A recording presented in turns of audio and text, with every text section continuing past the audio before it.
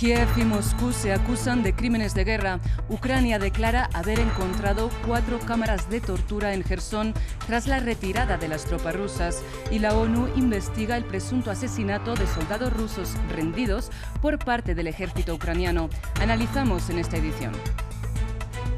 Andrés Manuel López Obrador suspende la Cumbre del Pacífico en México porque el Congreso de Perú impide al presidente Pedro Castillo salir del país. La OEA se encuentra en territorio peruano para investigar el conflicto entre el Legislativo y el Ejecutivo de Lima. Vladimir Putin recibió a Miguel Díaz-Canel en Moscú. El presidente de Rusia y el de Cuba inauguraron un monumento a Fidel Castro en la capital rusa, el mismo día en que Putin dio a conocer sus 2 nuevos rompehielos nucleares para dominar el Ártico. Buenos días, bienvenidos a las noticias de France 24 en español. Soy Rosa Pérez Masdeu y es para mí un gusto acompañarles. Empezamos esta edición con información relativa a la guerra en Ucrania, porque el ejército de Kiev declaró haber encontrado 4 cámaras de tortura en la ciudad de Jersón tras la retirada de las fuerzas de Moscú.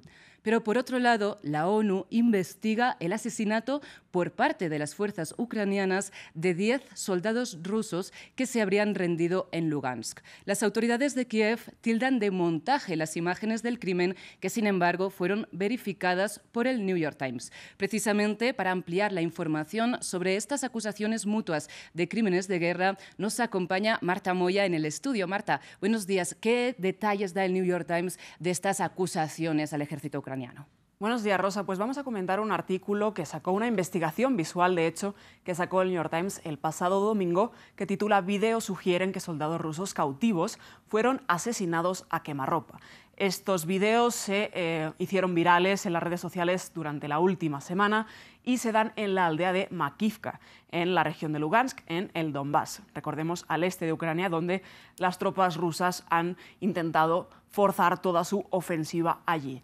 Estos, hace referencia a una decena de soldados rusos que habrían fallecido en manos de los soldados ucranianos y ambos, a partir de este relato, ambas partes del conflicto se acusan de crímenes de guerra. Por una parte, Ucrania acusa a Rusia de crímenes de guerra porque durante la rendición de estos 10 soldados rusos, uno de ellos habría disparado a las fuerzas ucranianas. Y por otra parte, Rusia acusa a Ucrania de lo mismo, de crímenes de guerra, porque presuntamente habrían disparado y los habrían asesinado mientras estos soldados se estaban rindiendo y estaban indefensos.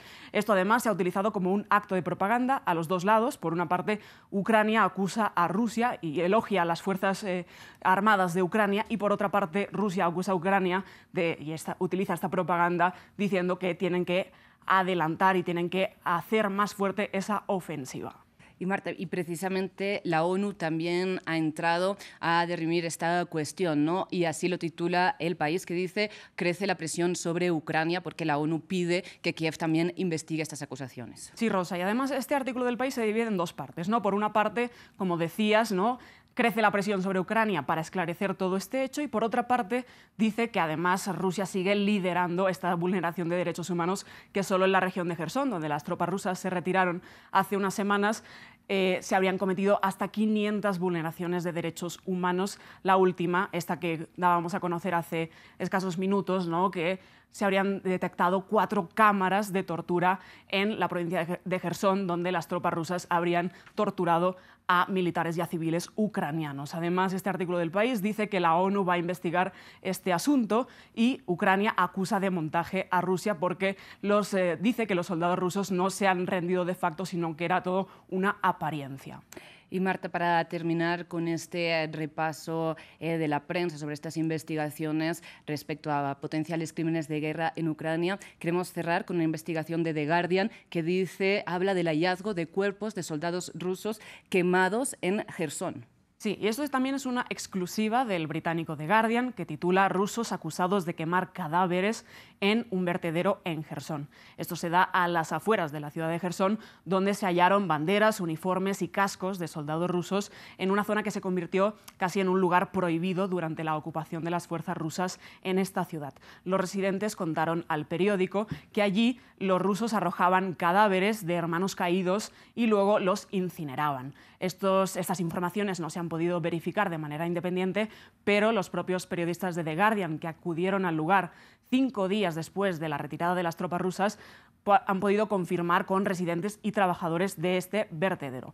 La quema de los cuerpos era la forma más fácil de deshacerse de los cadáveres porque los puentes del río Dnipro estaban muy dañados y la infraestructura no podía soportar el peso de los camiones para trasladar a estos soldados. Y además, para terminar, cita una llamada interceptada a soldados rusos que dice textualmente: simplemente los arrojan allí y luego es más fácil hacer como si no hubieran desaparecido. Marta, pues muchísimas gracias por esclarecernos estas investigaciones. Seguiremos sin duda muy pendientes de los hallazgos que se vayan encontrando. Gracias. Y precisamente las luchas geopolíticas se expanden más allá de la guerra de Ucrania. Este martes el presidente de Rusia, Vladimir Putin, inauguró 2 barcos rompehielos de propulsión nuclear con los que pretende afianzar su liderazgo en el Ártico para explotar los recursos naturales y abrir rutas marítimas. Luis Muñoz con los detalles. El futuro pasa por el Ártico, especialmente para Rusia, que este martes inauguró 2 nuevos barcos rompehielos de propulsión nuclear. El Yakutia, listo para entrar en funcionamiento, y el Ural, que lo hará pronto. Los buques de una clase tan alta son de importancia estratégica para nosotros. Son necesarios para el estudio y desarrollo del Ártico, para garantizar una navegación segura y sostenible en esta región, aumentando el tráfico a lo largo de la ruta del Mar del Norte. En el Consejo del Ártico hay presencia de 8 países: Dinamarca, Islandia, Noruega, Suecia, Finlandia, Rusia, Canadá y Estados Unidos. Casi todos, menos Rusia, forman parte de la OTAN. Suecia y Finlandia han pedido acceso al bloque. Se cree que en el Ártico hay un 25% de reservas mundiales de varios recursos naturales, mientras que el deshielo causado por la crisis climática podría abrir nuevas rutas marítimas, hasta 2 semanas más rápidas. Con el derretimiento de la capa de hielo ha habido una gran discusión entre los estados árticos y no árticos sobre el potencial económico. Todo, desde el acceso a los suministros de energía, los metales y minerales y hasta la apertura de nuevas rutas de navegación. Su control es estratégico y Moscú lleva la delantera.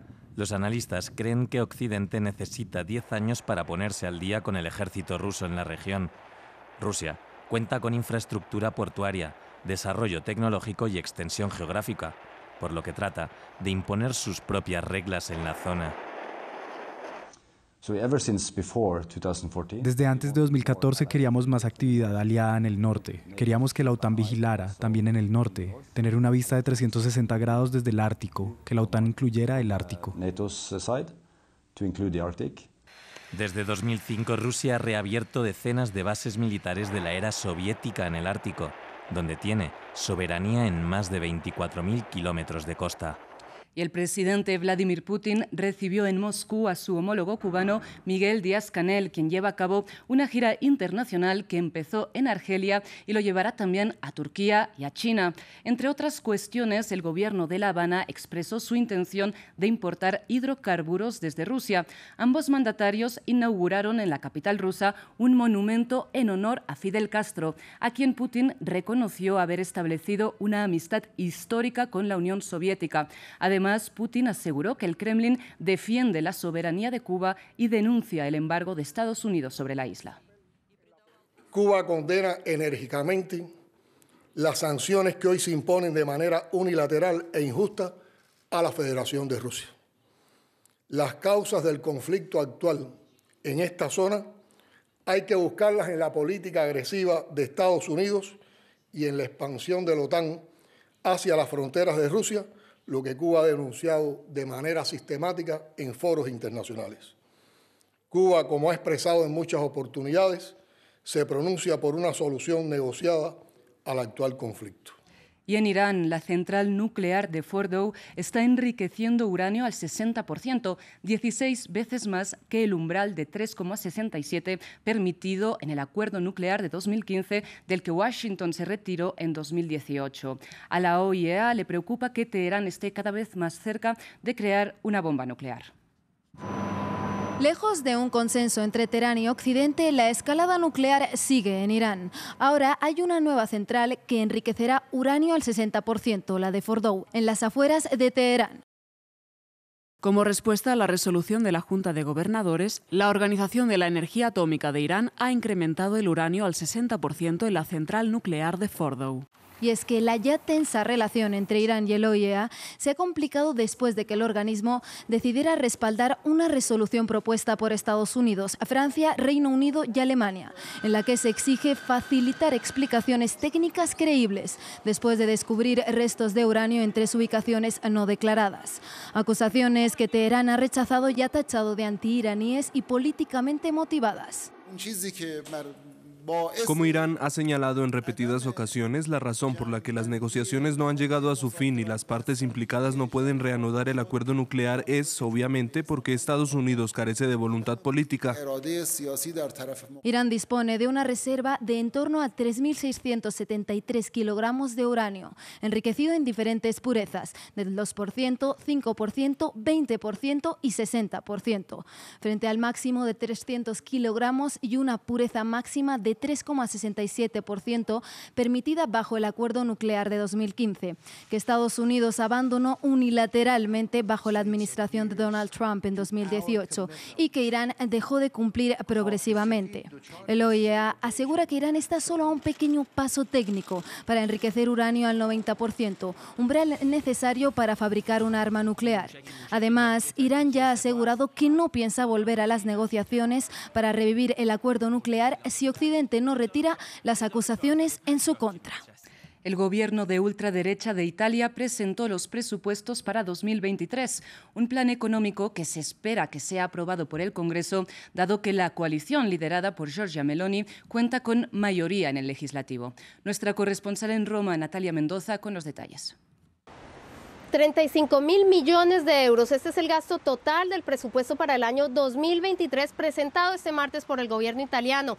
Un presupuesto que prevé mayormente un gasto destinado a ayudar familias y empresas con unos 21.000 millones de euros para limitar el impacto de la inflación y del aumento del precio de la energía. El gobierno italiano facilitará créditos fiscales que pasarán del 40 al 45% para las empresas con mayor gasto energético. Se destinarán 4.200 millones de euros a reducir los impuestos de los trabajadores. También se anunció que el IVA baja del 10 al 5% para todos los productos de primera necesidad para la primera infancia y los productos de higiene femenina. Y para las familias con escasos recursos económicos se usarán 500 millones de euros para bajar el precio de una serie de productos de primera necesidad. Igualmente se añade un mes más en el permiso a las madres trabajadoras después del parto, que pasará de ser retribuido del 30 al 80%. Otro capítulo importante, las pensiones. Se anunció un nuevo plan para anticipar la jubilación que permitirá a los italianos dejar de trabajar con 41 años de contribuciones y 62 años de edad. Según estimaciones, esta medida afectaría a unas 50.000 personas aquí en Italia. El presidente mexicano Andrés Manuel López Obrador confirmó la suspensión de la cumbre de la Alianza del Pacífico.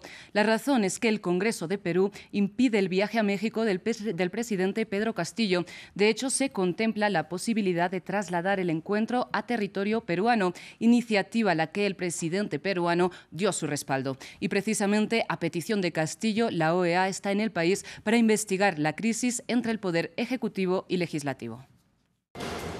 La Organización de Estados Americanos llega a Perú. Representado por una misión de alto nivel, el organismo intenta mediar en la crisis política que vive la nación suramericana. Su primer día de trabajo estuvo marcado por la reunión con el presidente Pedro Castillo, así como con funcionarios de la Fiscalía y el Congreso. No hay ninguna intención de parte del Congreso de hacer un golpe de Estado. De ninguna manera. Somos respetuosos de la democracia. Eso fue algo que precisamos firmemente. Por su parte, el presidente Castillo señaló, según su punto de vista, las causas del problema. Algunos sectores quieren poner en peligro la democracia y la estabilidad del país con mentiras para golpear una gestión enfocada en trabajar por el progreso e igualdad de todos. En este sentido, la vicepresidenta de la Nación, Dine Boluarte, aseguró que la democracia en el país estaba en grave peligro. Mientras se celebraban los encuentros, manifestantes en favor y en contra del gobierno protestaron en las cercanías del Congreso. Lo que nosotros queremos es que se vaya este presidente que es un delincuente. ¿Cómo es posible que dentro de nuestro país tengan que mangonear, maltratar la imagen de un presidente del Perú? Perú vive una crisis política que enfrenta al Poder Ejecutivo con el Judicial y el Legislativo. Hasta aquí las noticias.